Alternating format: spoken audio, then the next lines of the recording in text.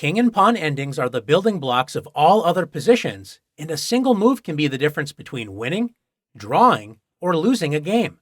In this position, the kings are directly opposing each other, fighting for the key squares c6, d6, and e6. The side that has to move next loses this battle. The side that does not have to move has what is called direct opposition. Opposition is when there is an odd number of squares between the kings, and direct opposition is when the kings are directly facing each other with one square between them. Opposition is all about taking over a key square or preventing your opponent from moving to a key square. In this position, if white has to move, black has the opposition, so that after king c5, black keeps the opposition with king c7, preventing white's king from advancing.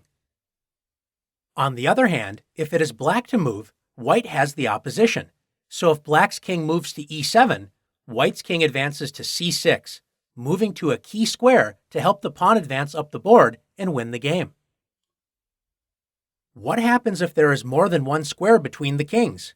Does opposition still matter? It does, and we are going to explore the idea of distant opposition. Let's get started. In this position, white plays king e2. In king and pawn endgames, the side with the pawn wants to get the king 2 ranks in front of the pawn. In this case, the key squares are e4, d4, and c4.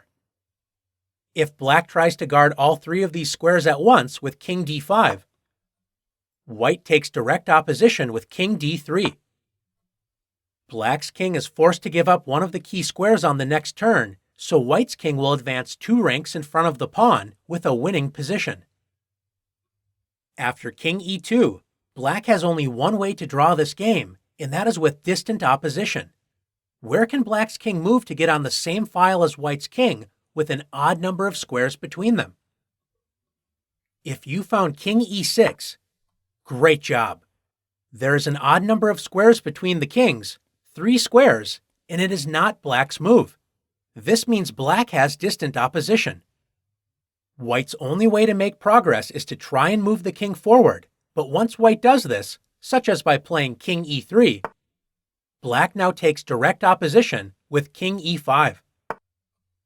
White's king can't get 2 ranks in front of the pawn, so black prevents white from making progress and should draw the game. Let's take a look at another example.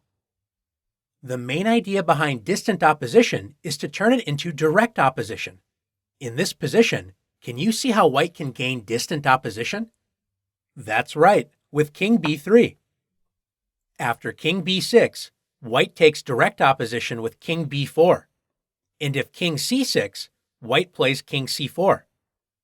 After king c7, should white keep distant opposition with king e3? White can, but remember that white's goal is to get 2 ranks in front of the pawn.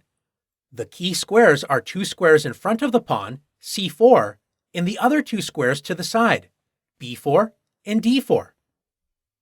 After king c7, white should play king c4. You might wonder why white would allow black to take direct opposition with king c6. The reason why white wants to be 2 ranks in front of the pawn is so that when black takes opposition, like in this situation, white can simply play c3. White now has the opposition, and black's king is forced to give up one of the key squares. Let's take a look at one more position together. In this position, white is down a pawn and faces a difficult defense. If white tries to quickly grab a pawn after king f3, black wins the game after king d1. Black now has diagonal opposition. After king f4, king e2, king takes f5, black captures white's pawn with king takes e3 and will advance the d-pawn to victory. If white plays king f2, black takes direct opposition with king d2. And after king f3, black plays the waiting move king e1. Notice white's king cannot take direct opposition because the pawn on e3 is in the way. If white plays king f4, then we reach the same winning position for black after king e2. If white plays king g3, black wins again after king e2. The only way to guard the pawn is with king f4. and black now takes direct opposition with king f2. White is forced to give up the pawn and enter the same losing position we looked at earlier. So what is white to do? White can save the game by gaining distant opposition. After king g1, there is an odd number of squares between the kings, and it is not white's move. This means white has distant opposition. If black plays king d2, white takes direct opposition with king f2. After king c2, white keeps the distant opposition with king g2. And after king c3, white continues to shadow the black king using distant opposition with king g3. Amazingly, black cannot make any progress. White will continue to shadow black's king until sooner or later black tries to attack white's pawn with king d3. White can now gain direct opposition with king f3. Black has one last trap after king c2. What should white play? If white plays king e2, black now wins the game because after king c3, white loses the opposition because white cannot play king e3. After king f3, king d3. If king f4, black plays king e2. And if king f2, black plays king d2, returning to positions we already studied when black has a winning endgame. After king c2, white's only move to save the game is by keeping distant opposition with the move king g2. White shadows the king using distant opposition and waits for a moment to take direct opposition. Black cannot make any progress.